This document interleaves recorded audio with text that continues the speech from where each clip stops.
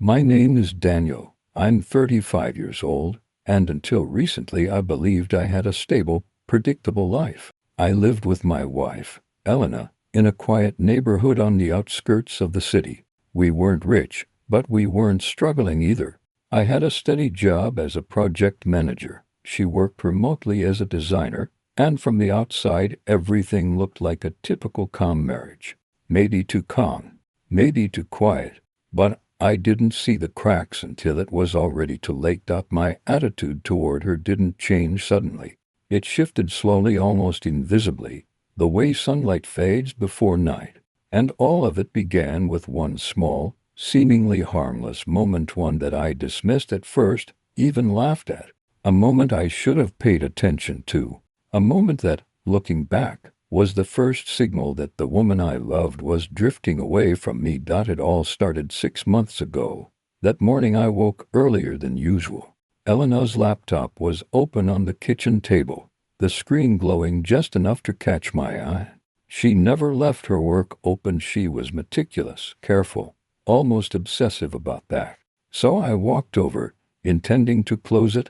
A message window was open. At first, I didn't think much of it. She often chatted with clients, but the tone, it didn't sound like a client at all. Last night was perfect. I can't stop thinking about you. My heart didn't drop immediately. It didn't even beat faster.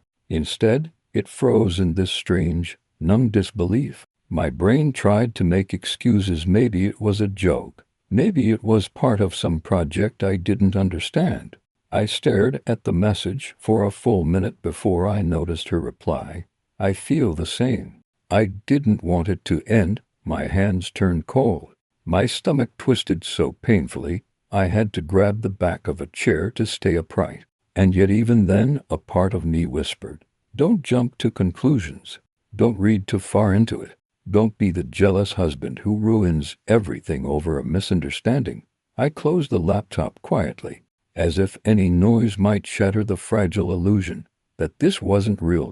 When Elena walked into the kitchen a few minutes later, stretching and yawning like nothing was wrong, I couldn't bring myself to confront her. I just stood there, watching her make coffee, studying the way she smiled at me. Her smile looked normal, natural, the same smile she had given me for years. But now it felt like a mask. That was the first day I felt the distance between us, distance I hadn't noticed before.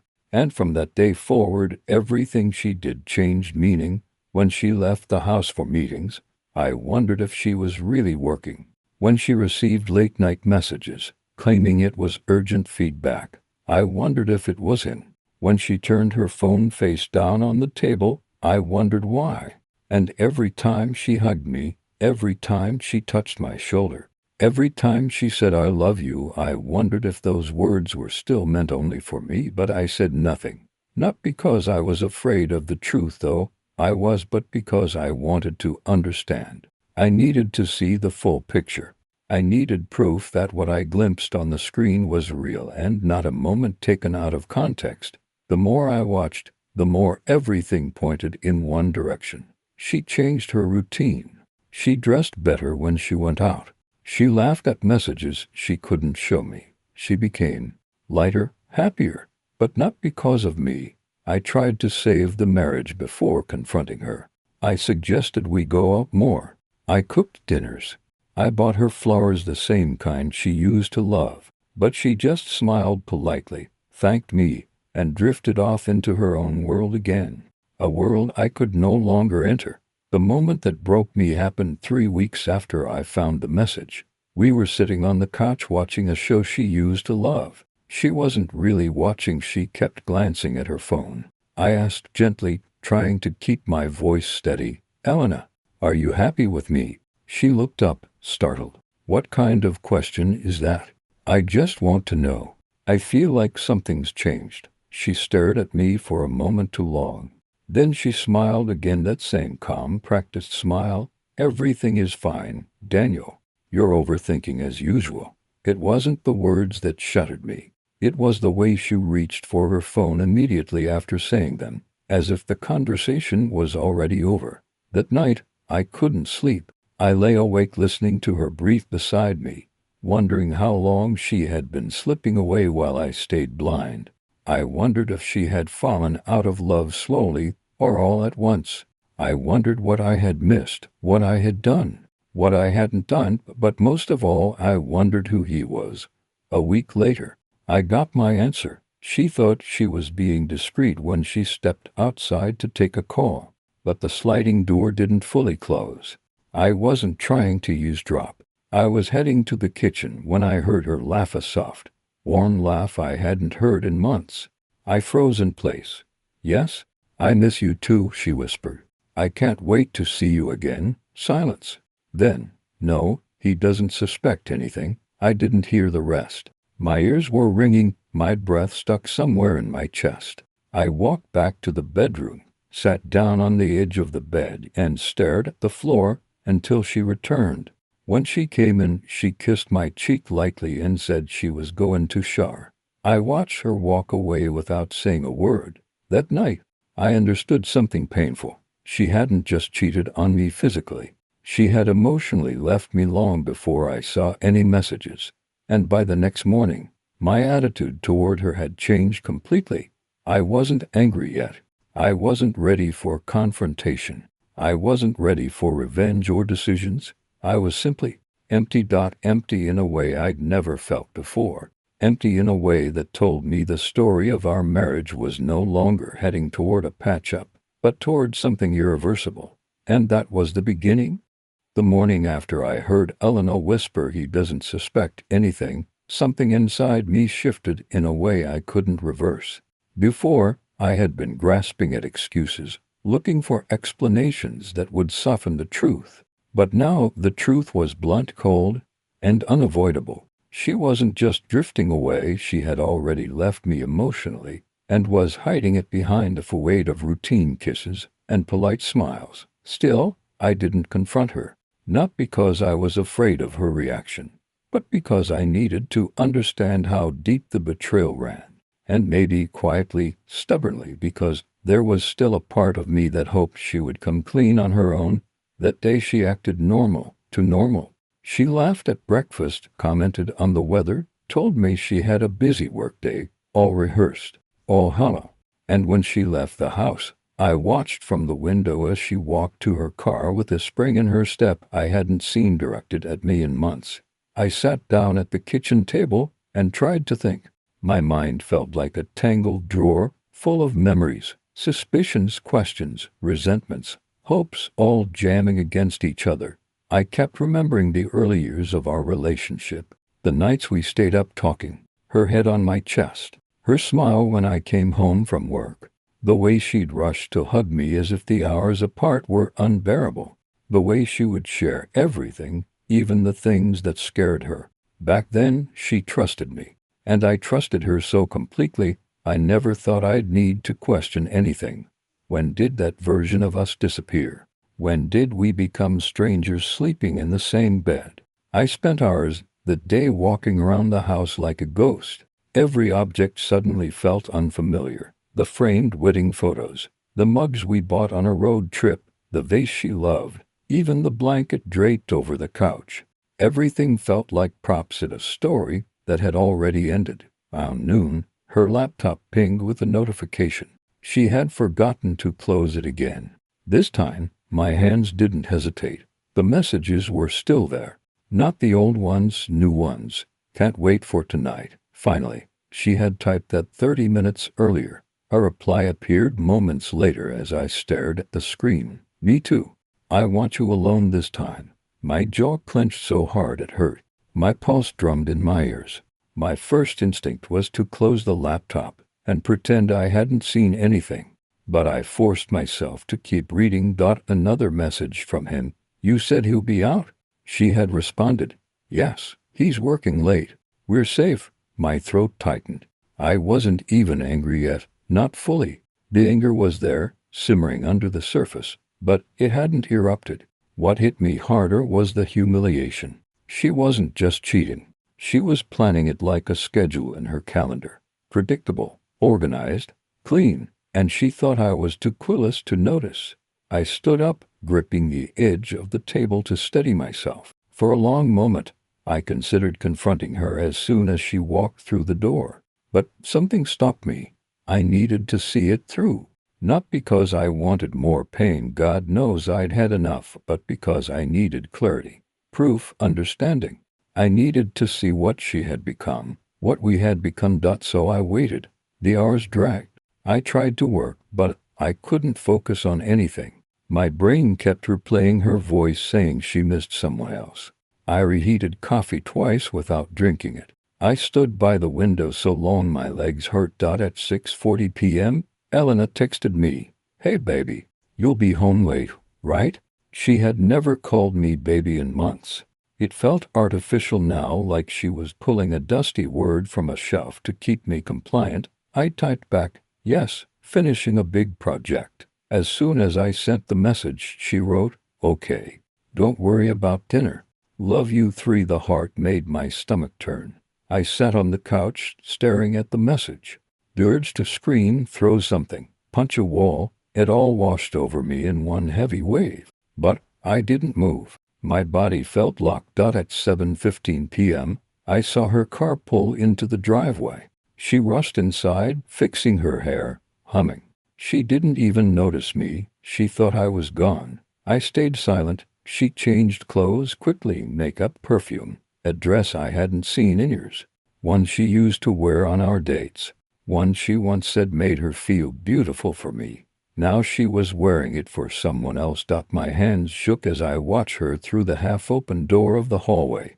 She grabbed her purse, checked her reflection once more, and then slipped out quietly, locking the door behind her.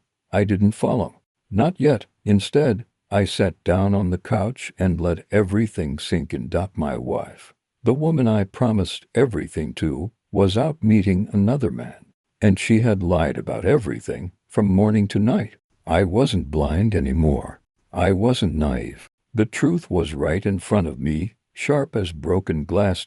But then something unexpected happened. Instead of falling apart, I felt something inside me harden. Something calm, controlled, almost calculating. A voice in my head whispered, "If she is willing to destroy the marriage in secret, then I will end it in the open." I changed clothes, grabbed my keys, and stepped outside.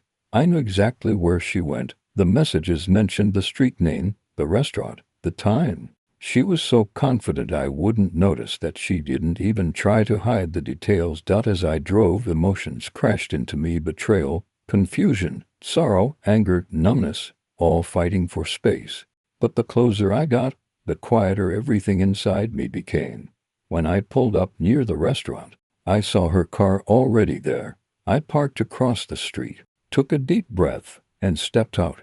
I wasn't going to make a scene. I wasn't going to shout or confront them publicly. No, I just needed to see, with my own eyes. Without denial, without doubt, I walked slowly toward the restaurant's outdoor terrace. And then I saw her. Elena was sitting at a candlelit table, smiling in a way she hadn't smiled at me in months. Leaning forward, laughing, her hand resting on top of his. At that moment, something inside me cracked cleanly, like ice breaking. Not breaking down, breaking free. That was the moment I knew, whatever happened next, our marriage would never be the same again. And neither would I. I don't know how long I stood there on the sidewalk watching Elena laugh with another man. Time felt strange, stretched, warped, heavy. The cars passing behind me sounded distant, muffled, like I was underwater.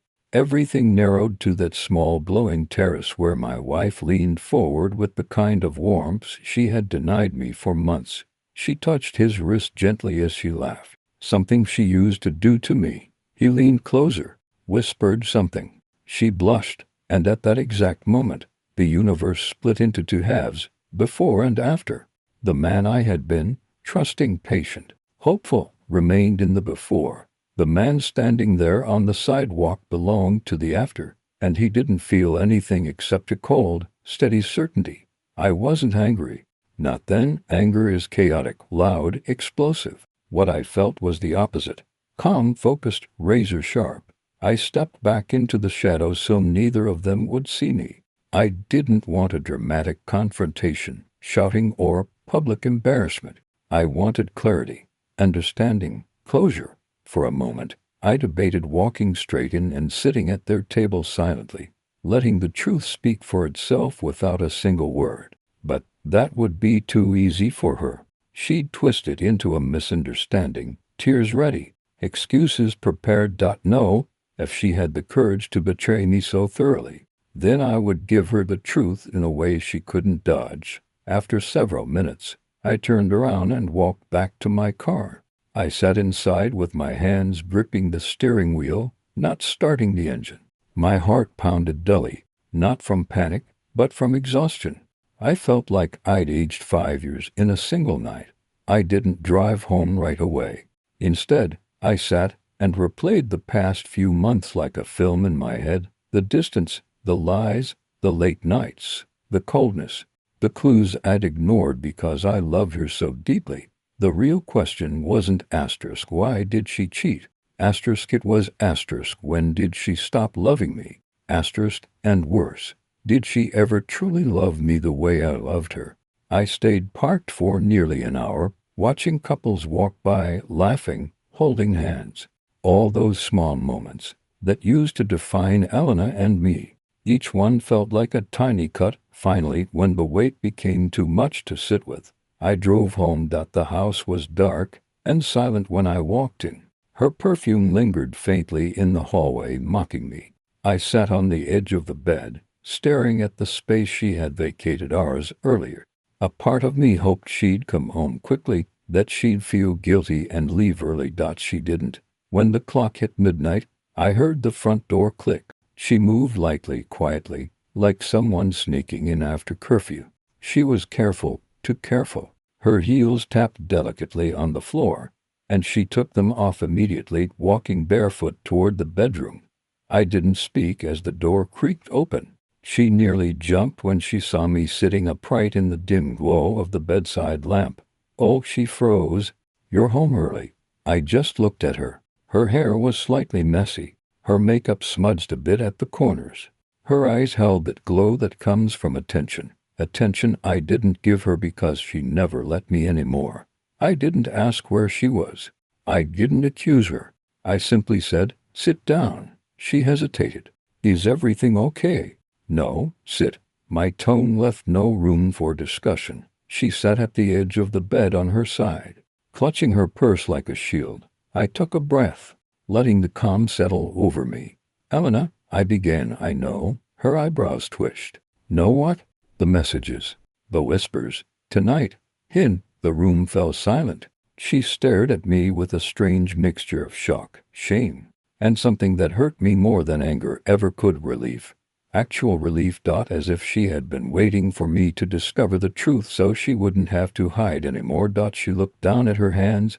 I didn't want to hurt you." The absurdity of that sentence hit me so hard I almost laughed. "You didn't want to hurt me," I repeated quietly. "You've been hurting me for months. Every day, every lie, every cold shoulder, every time you talked to him instead of me." Her lip trembled. Maybe she expected me to shout, to accuse her with rage. But my voice stayed steady. "How long?" I asked. She swallowed. "A few months." I didn't react. "Do you love him?" Her silence was enough of an answer. "You planned your evenings with him," I continued. "You sent him messages from our home. You told him I wouldn't suspect anything. You used my trust as a shield for your betrayal." She covered her face with her hands. "Please, don't talk like that." "Like what?" "Honestly." Her shoulders shook slightly. She wasn't sobbing, not yet, but she was cracking. I leaned forward, elbows on my knees, staring at the floor. "Why, Elena?" My voice softened, not out of love but out of exhaustion. What did I do? What was so unbearable about her life? She didn't answer. "You could have talked to me," I said. "You could have told me you were unhappy. You could have tried." A small, broken whisper slipped out of her. I fell out of love. If she had screamed at me, slapped me, insulted me, it would have hurt less. Those 4 words carved something out of my chest I didn't know I could lose.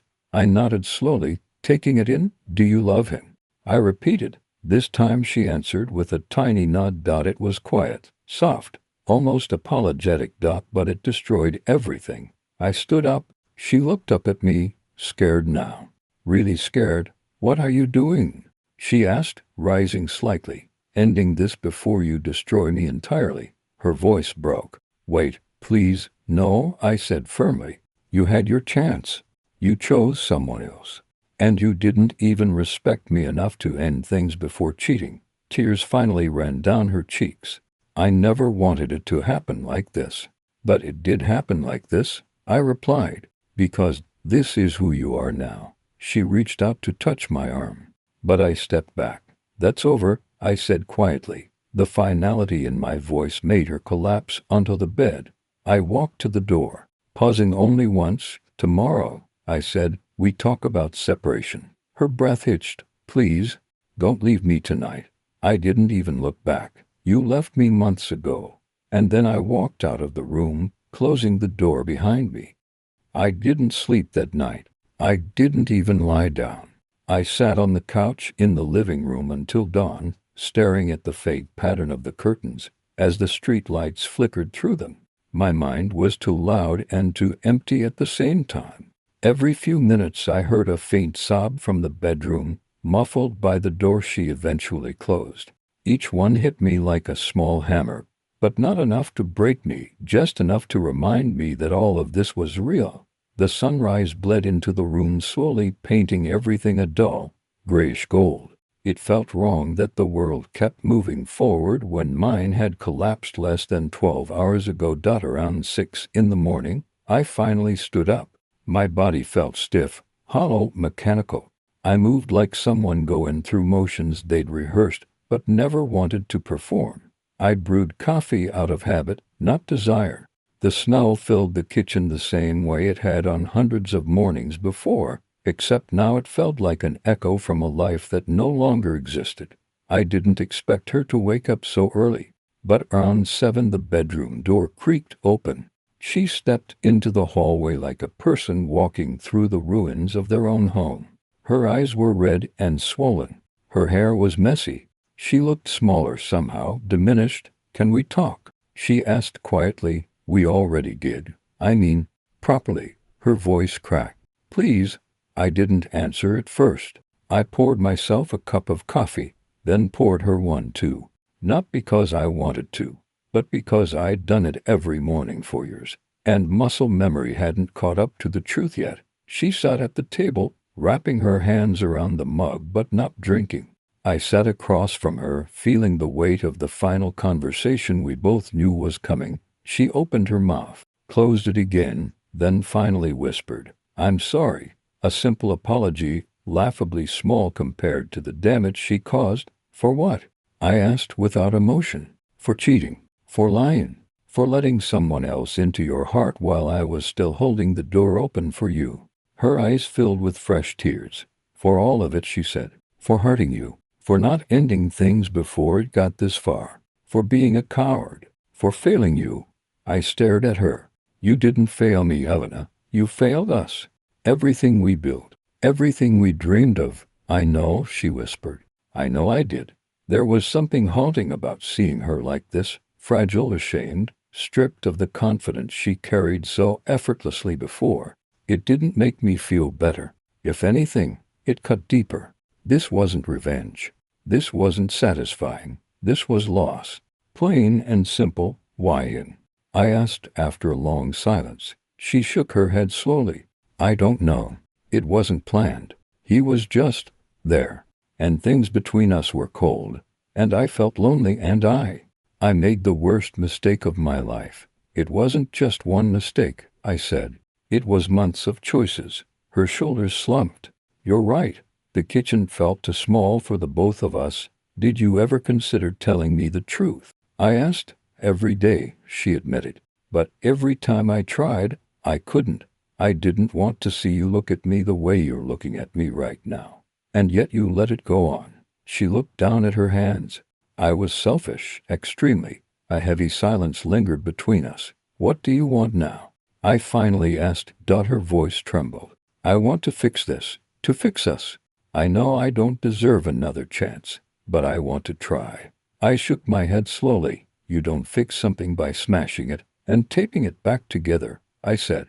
You fix it by taking care of it before it breaks. Her breath hitched, and for a moment she looked like she was about to collapse all over again. I still love you, she whispered desperately. I looked at her calmly.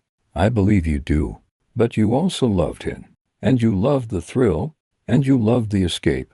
Love isn't enough when loyalty isn't there. Tears slid down her cheeks.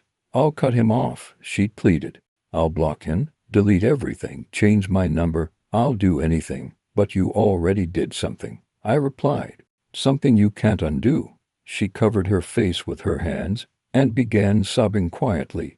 And this time, watching her cry didn't make me feel cruel or victorious.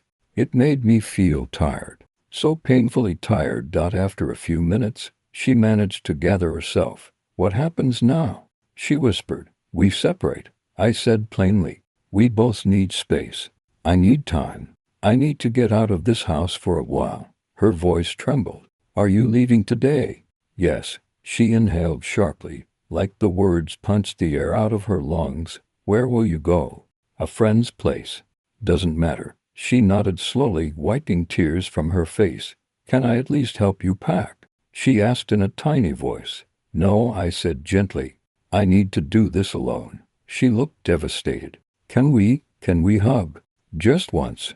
The request shattered something inside me, but not in the way she hoped. It made everything too real. Too final. I stood up. She stood up too, tears streaming.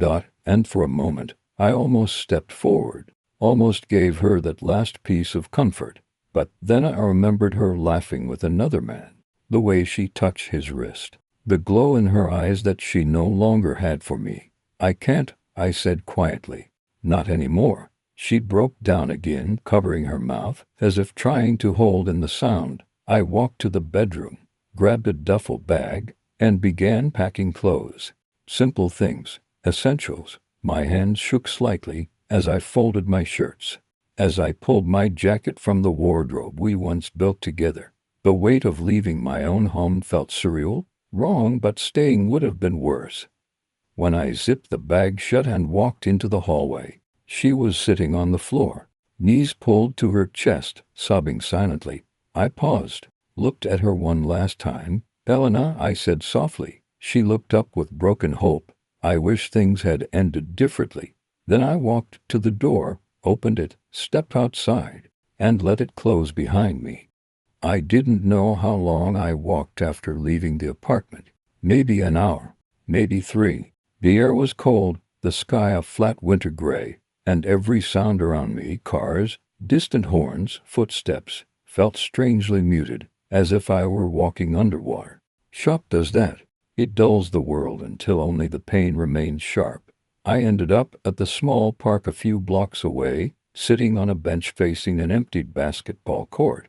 I used to come here when life felt too heavy, after my father died, after losing my first job, after arguments with Elena that now seemed laughably trivial. This place always grounded me. But today, nothing grounded me. I felt hollow, not angry, not devastated, just emptied out, like everything that made me who I was had leaked out overnight, leaving only a quiet ache that pulsed with every breath. I stayed there until my phone vibrated. A message from an unknown number. I knew exactly who it was before I opened it. Mark, it's Ethan. We need to talk. The audacity, the sheer stupidity. I blocked the number instantly. 5 minutes later, another text. You number. Please, just hear me out. It's not what you think. I almost laughed. The same pathetic line, always recycled by the guilty. I didn't block him this time. I typed one sentence. I know everything. 3 dots appeared, disappeared, appeared again. Then you know she was unhappy. We both were. It just happened, unhappy. That word hit me harder than I expected. Unhappy enough to cheat. Unhappy enough to risk everything. But never unhappy enough to talk to me like an adult. I closed the phone and shoved it into my pocket before anger could wash over me again. I eventually dragged myself to my friend Daniel's place, a second-floor apartment that always smelled faintly of cheap pizza and lemon cleaner. He opened the door without a word, took one look at me, and simply stepped aside. "You look like hell," he said gently once I entered. "I feel worse," I admitted, dropping my bag to the floor. He didn't push for details. That's why I went to him. Daniel was the only person I trusted not to turn my pain into gossip or unsolicited advice. "You can stay as long as you need," he said. "I'll even pretend your snoring doesn't keep me up." "Thanks." He ordered takeout, put on some meaningless background TV, and left me alone on the couch. For the rest of the day, I drifted in and out of thought, staring at nothing. The shock transitioned slowly into a deeper sadness, a heavy, slow kind of grief. By nighttime, I checked my phone. 10 missed calls from Elena, 3 voicemails, 9 texts. I didn't open any of them, but the last message made my chest tighten. "Please, just talk to me. I'm losing my mind. I'm scared." I stared at that sentence longer than I should have. For a moment, I almost replied, not because I wanted her back, but because the version of me that loved her, the old me, still hated seeing her hurt. But then I remembered something I'd tried to forget. She wasn't scared when she climbed into another man's bed. She wasn't losing her mind when she hid the truth for months. She wasn't afraid when she lied to my face again and again. Her fear now wasn't love. It was consequence. I put the phone down and turned it off completely. Over the next few days, I slowly began adjusting to a life that wasn't mine yet. Daniel tried making jokes. Sometimes they worked. Work kept me distracted, though my boss pulled me aside and said I looked like I'd been hit by a truck made of sadness. Not far from the truth. But the silence after work was the hardest. That was when memories crept in, small ones, stupid ones, moments I didn't know were precious until they became painful. Her laugh, her habit of hugging me from behind while I cooked, the way she'd fall asleep on my shoulder during movies. It all felt like someone else's life now. On the 5th day, I finally listened to one voicemail. Her voice was shaky, broken. "Mark, please. I know I can't undo what I did, but I'm begging you to talk to me. I'm so sorry. I'm losing you and I can't breathe. Please call me." I deleted it immediately. On day 7, I got a text from her mother, a woman who always liked me more than she liked her own daughter's decisions. "I don't know what happened, but she's not eating. She's not sleeping. Please try to talk to her." I didn't reply. Some part of me wanted to, the old part, the part that always rushed to fix what's broken. But betrayal changes you. It forces you to love yourself more than the person who hurt you. And for once, I let that version of me speak louder than my guilt.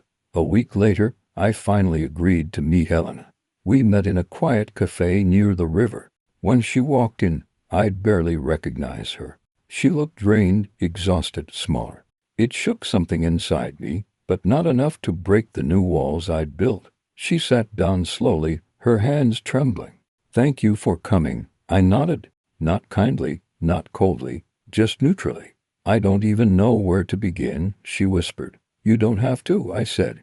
"We both know what this meeting is." Her eyes filled instantly.